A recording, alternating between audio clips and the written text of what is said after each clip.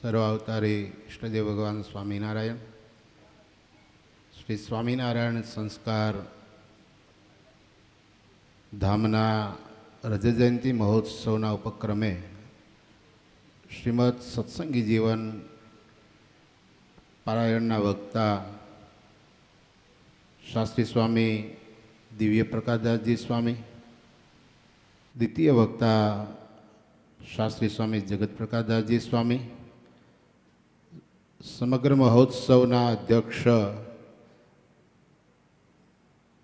શ્રદ્ધેય અને સાધુતાથી યુક્ત એવા સદગુરુ સ્વામી સત્સંગ જીવનદાસજી સ્વામી, ખૂબ હેતાળ, પ્રેમાળ અને હસમુખા અમારા યુવાન સંતોના માર્ગદર્શક એવા સદગુરુ સ્વામી પ્રેમ પ્રકાશદાસજી સ્વામી, મહોત્સવના ઉપાધ્યક્ષ અને હમણાં પીપી સ્વામીએ જેમને ખાસ યાદ કર્યા, હું ખાસ કહીશ એવા પૂજ્ય નારાયણ સ્વરૂપ સ્વામી,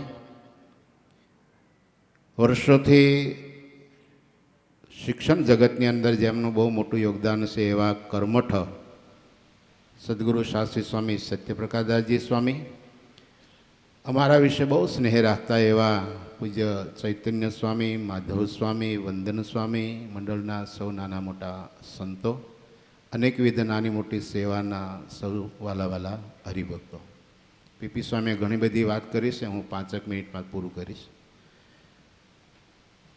અને પ્રાસંગિક બોલીશ. જેમ પીપી સ્વામીએ વાત કરી કે અમે લગભગ અમારી ઉંમર કદાચ 20-22 વર્ષની હશે, વિદ્યાભ્યાસ અમારો લગભગ પૂર્ણતાના આરે હતો. અમારે એક મિત્ર સંતના જોગે કરી અને પ્રેમપ્રકાશ સ્વામીના જોગમાં આવવાનું થયું.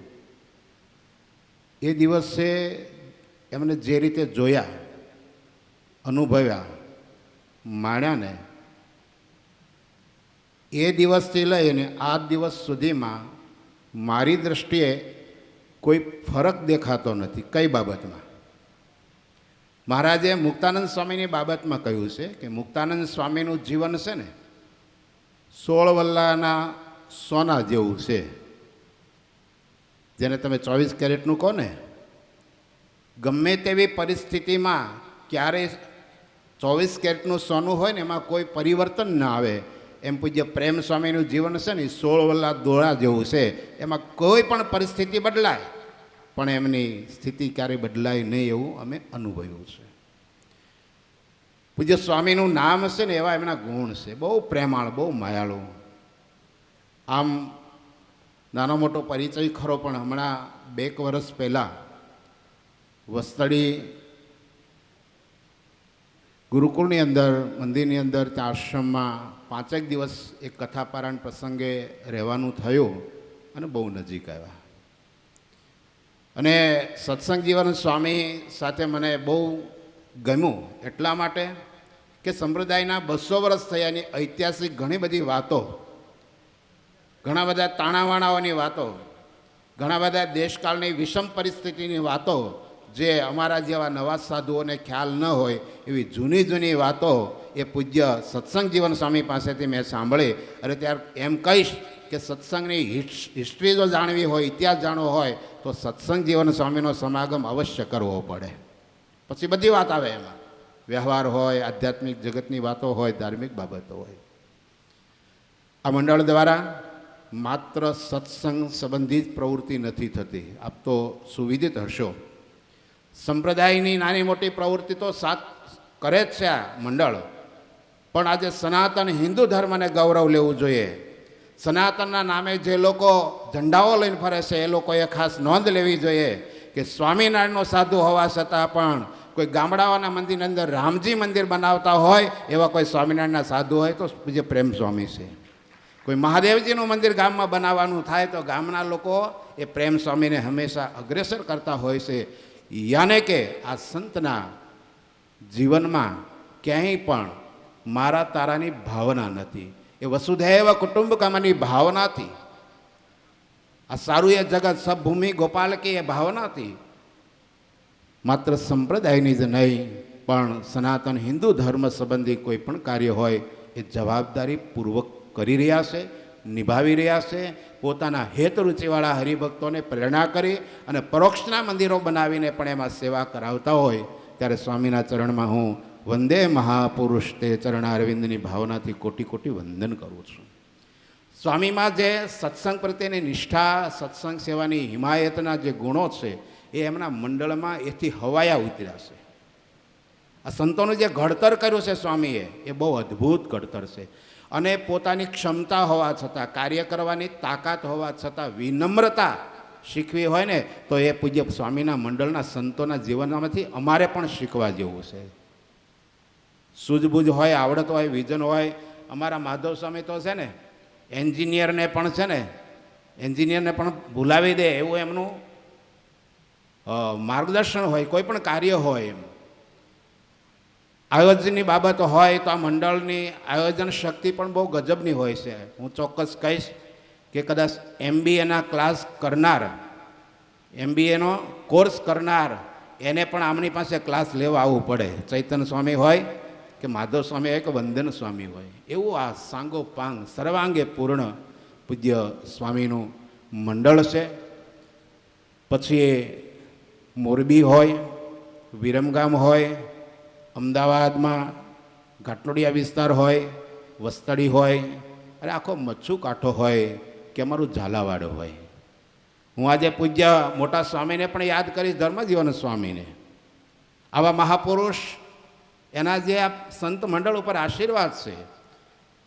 સ્વામીના મેં દર્શન નથી કર્યા, પણ સ્વામીના જોગમાં આવેલા હરિભક્તો પાસેથી મેં વાત સાંભળેલી છે. ખાસ કરીને દંડાવ્યા દેશના જે ગામડાઓ, મુખાસણ, વડુ, કરજીસણ, ડાંગરવા, આ ગામડાઓમાં પૂજ્ય મોટા સ્વામી બહુ વિચરણ કરેલું. અને ત્યાંના સારા સારા હરિભક્તો એ સ્વામીના જીવનની ઘણી બધી વાતો, એમના પ્રસંગો કહેલા. તો આવા મોટા સંત દ્વારા કેળવાયેલું આ મંડળ છે. અને એ મંડળના માધ્યમથી આ વિસ્તારમાં સર્વાંગી જે સેવા થઈ રહી છે એ ખૂબ ધન્યવાદને પાત્ર છે.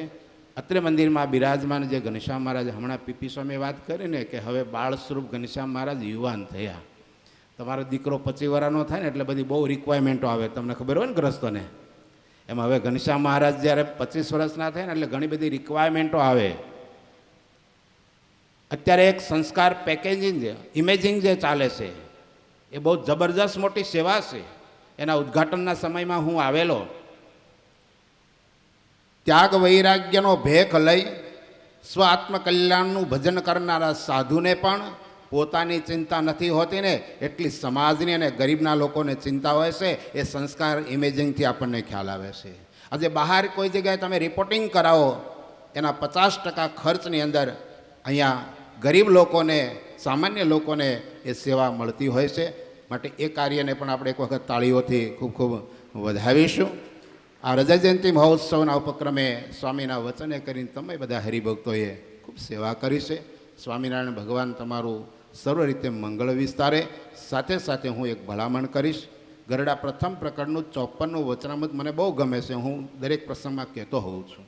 મુક્તાનંદ સ્વામીનો પ્રશ્ન છે કે ભાગવત ધર્મનું પોષણ અને મોક્ષનું દ્વાર કેમ ખુલે? ત્યારે ભગવાન કપિલ અને માતા દેવહૂતિના સંવાદે કરીને સ્વામિનારાયણ ભગવાન એ વચનામૃતની અંદર એક પ્રસંગ લાવ્યા અને શ્લોક ત્યાં ટાંક્યો છે. પ્રસંગ મજરમ પાર્ષ મહાત્મન કવયો વિદુષૈવ સાધુ સુકૃતો મોક્ષ દ્વારમ અપાવૃતમ. જેવું હેત પોતાના દેહના હગાવાલામાં છે એવું આ ભગવાનને ભગવાનના સાધુમાં થઈ જાય ને તો ઓછાવતા ભજને પણ આ સાધુના જોગે કરીને અક્ષરધામની પ્રાપ્તિ થશે. ત્યારે વાલા ભક્તો, આ મંડળની સાથે તમારો જેવો આત્મીય નાતો ભૂતકાળમાં હતો, અત્યારે છે, એવો ને એવો ભવિષ્યકાળમાં કાયમ માટે જળવાઈ રહે. આ મંડળે ન માત્ર આ વિસ્તારમાં જ સેવા કરી છે, વઢવાણ વિસ્તારમાં સેવા કરી છે. એમને માનજો, જ્યારથી લક્ષ્મીનારાયણ દેવની સાથે જોડાણ થયું છે ત્યારથી બહુ મોટી સેવા કરી છે, બહુ મોટી સેવા કરી છે. હમણાં લક્ષ્મીનારાયણ દેવનો દ્વિશતાબ્દી મહોત્સવ ગયો. હું એમ કહીશ, એક બાજુ રામ અને એક બાજુ કામ, એવું કામ કર્યું હોય તો પૂજ્ય પ્રેમ સ્વામી અને સત્યપ્રકાશ સ્વામીના મંડળે કર્યું છે. અને પાછું પાયાની સેવા, બહુ જવાબદારીપૂર્વકની સેવા અને ઉપસ્યા વગરની સેવા. નહીંતર ઘણી વખત શું થાય, આપણે બીજા બેને કોણી મારીને પાછા આગળ આવીને સેવા કરતા હોઈએ, પણ ક્યાંય ચિત્રમાં આવ્યા વગર ઉપસ્યા વગરની સેવા પાયાની સેવા પણ એ દ્વિશતાબ્દી મહોત્સવમાં થઈ છે. એટલે પીપી સ્વામીએ વાત દોરાવી, અમારા લક્ષ્મીનારાયણ દેવ દેશ છે ને, દેશ તો મોટો છે પણ લક્ષ્મીનારાયણ દેવનું પેટ પણ બહુ મોટું છે હો, એમાં બધાયનો સમાવેશ થઈ જાય એવું આ લક્ષ્મીનારાયણ દેવનું પેટ છે. તો ભગવાન સ્વામિનારાયણના ચરણમાં પ્રાર્થના કરીશ, પૂજ્ય પ્રેમ સ્વામીનું સ્વાસ્થ્ય ઠાકોરજી ખૂબ સારું રાખે. એમના માધ્યમથી આ મચ્છુ કાંઠાના વિસ્તારમાં જે સત્સંગનો વ્યાપ વધ્યો છે, પોષણ મળી રહ્યું છે, એ એમના દ્વારા, એમના મંડળ દ્વારા અવિરત મળતું રહે એવી સ્વામિનારાયણ ભગવાનના ચરણમાં પ્રાર્થના કરી. બંને જે વક્તાઓ છે, નવોદિત વક્તાઓ છે, ખૂબ ઉત્સાહી છે, એ વક્તાના કથાના માધ્યમે કરીને તમારું સત્સંગનું પોષણ અવિરત થતું રહે એવી મહારાજના ચરણમાં પ્રાર્થના સાથે વિરમું. જય સ્વામિનારાયણ.